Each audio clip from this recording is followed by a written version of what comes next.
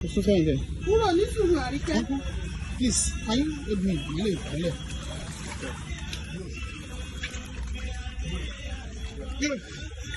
Hello, Mom. Hello, Sam. Hello. Hello.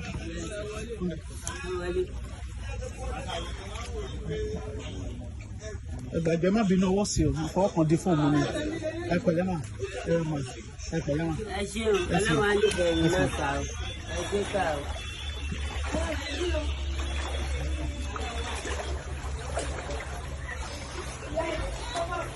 Well done, oh.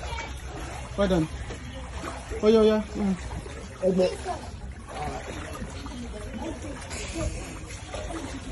Well done, oh. Mami, shut down here, yeah. I'm a wallet.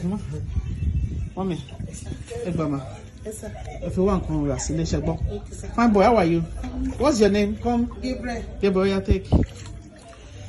Okay. What's the problem? Oh, yeah. How are you?